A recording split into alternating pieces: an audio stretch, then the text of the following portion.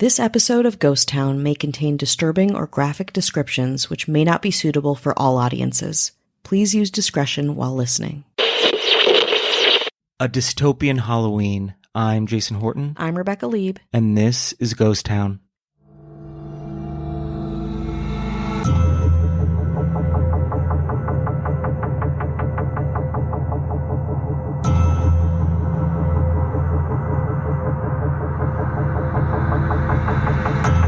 If you've been extremely online, or even kind of online, you know the discourse around Halloween costumes is really part of the deal, part of the experience, part of the season.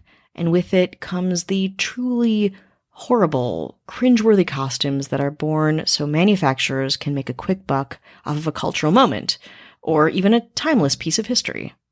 I'm thinking of 2017's Anne Frank children's costume, or the truly horrible granny costume sold by Walmart in 2016, making humor of the pain of the trans experience.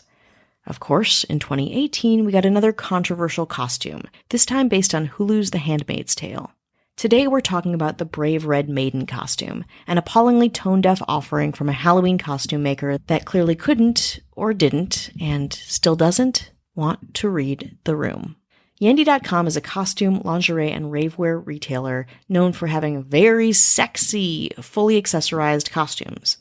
And they're also pretty expensive, too, ranging from $50 to $250. Some of its bestsellers include a sexy New York Times op-ed costume, a sexy Pizza Rat costume, a sexy Beyond Burger costume, a sexy Ronald McDonald costume. You get the gist.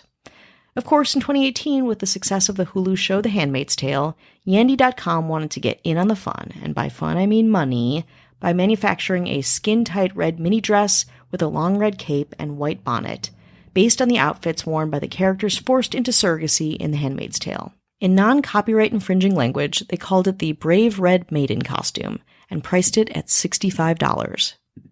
To refresh your memory, The Handmaid's Tale, both Margaret Atwood's dystopian novel and its TV adaptation, is about a dystopian version of the United States, where women are stripped of their jobs, families, rights, and identities, banned from owning property or even reading. The women who can bear children are given to powerful families to be raped in a forced birthing type of a situation. The children that come out of these unions are given to the families, and the handmaids are sent to a new home. Those who resist are beaten, tortured, or even killed.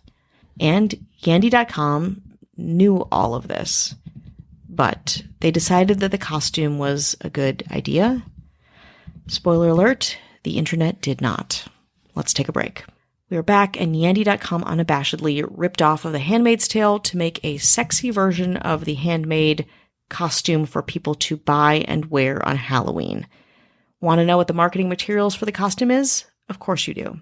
The copy on the Brave Red Maiden costume disturbingly says, quote, "An upsetting dystopian future has emerged where women no longer have a say. However, we say be bold and speak your mind in this exclusive Brave Red Maiden costume."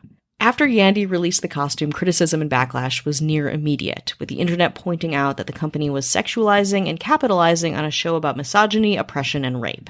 Soon, Yandy.com pulled the costume from its lineup and released a statement, which read in part, quote, "Over the last few hours, it has become obvious that our Yandy Brave Red Maiden costume is being seen as a symbol of women's oppression, rather than an expression of women's empowerment. This is unfortunate, as it was not our intention on any level.